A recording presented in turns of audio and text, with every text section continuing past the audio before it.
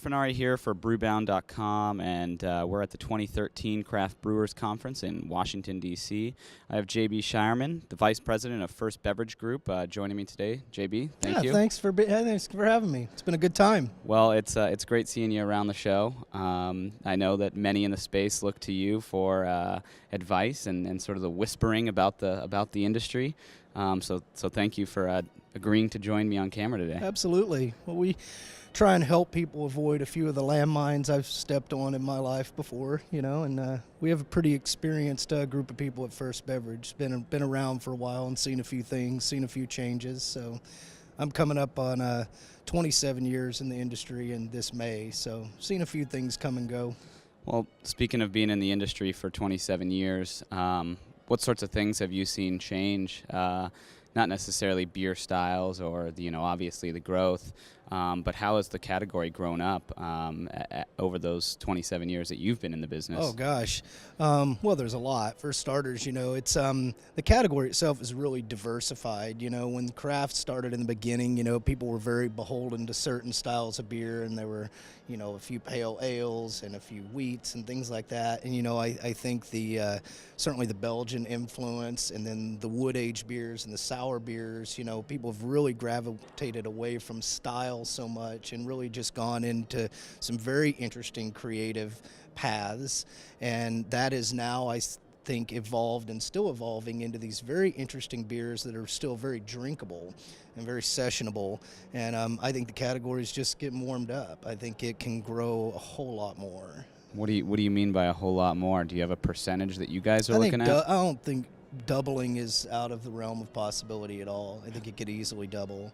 In what kind of time period are you guys thinking? I don't know. I always say you pick a number or pick the time, but don't pick both. Don't predict both. Yeah. Right. So, yeah. But I think, if you just look at the trends, I think we have definitely passed the tipping point, and the craft consumer is extremely diversified. They drink a lot of different occasions. They drink a lot of different things besides beer, and they're just really, really favorable to us these days. And I just don't see that turning around. These kids that are coming of age now and coming into the category, they grew up with variety in a way that we never really did, whether it be non-alcoholics or juice or a constant upgrade on their video game or their phone, and they're conditioned that whatever they have is only good for a short period of time. Yep. And they're going to trade up, and they're going to trade up to something that's new and improved and better, and craft beer provides that.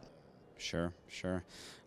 So I guess moving a little bit away from the actual retail category and moving over to the capital side of the business, we just saw last week about $100 million come into the category with the Brew Hub concept.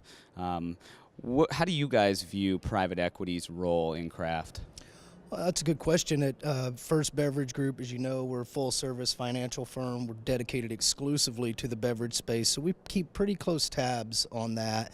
And I think there are a lot of interesting private equity companies out there that are attracted to this space for the right reasons. I think a lot of them we've talked to have maybe a little more patient hold periods than maybe traditional private equity deals of the past. There's a lot of very interesting family foundations out there that I think are certainly much more patient.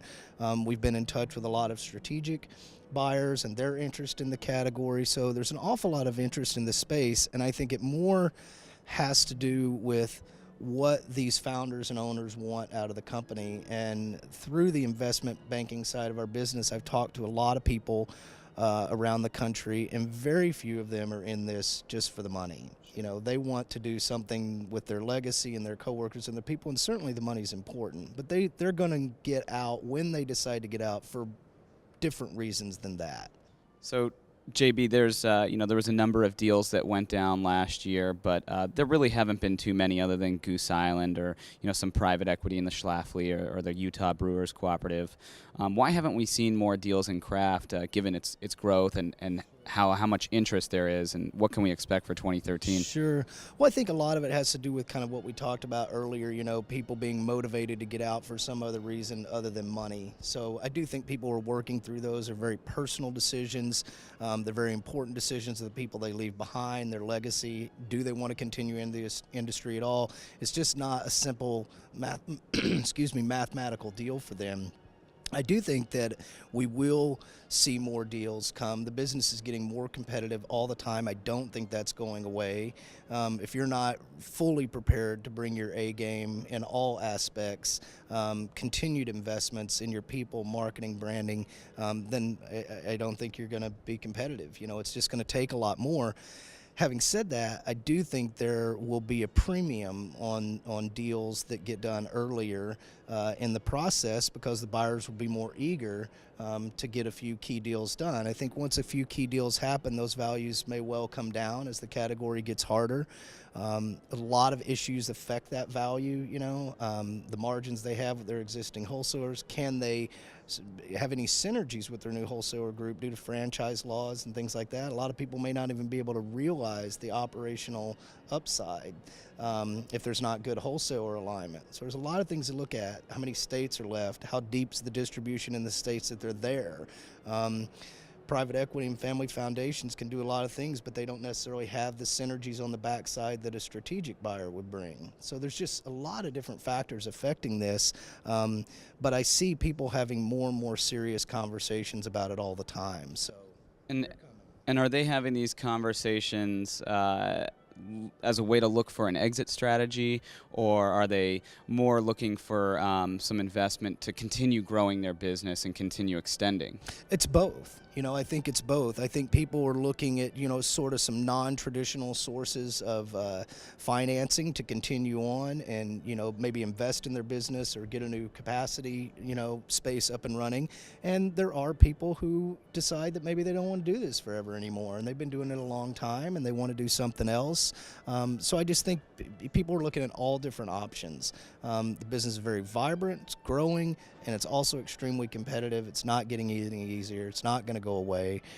So it's just causing people to rethink through a lot of those things. But they're doing it for different reasons. Right. Well, there's certainly a lot of growth in the category. We've talked to a lot of people like yourself that are, expressing this same sort of sentiment that, hey, there's money out there, people want to get in. So it's going to be pretty interesting to watch over the next year or two. It will be. It's definitely never boring. That's a fact. Awesome. Well, we appreciate the time, JB. Well, I appreciate you talking to me. You guys have a great day. Thank you very much. Man.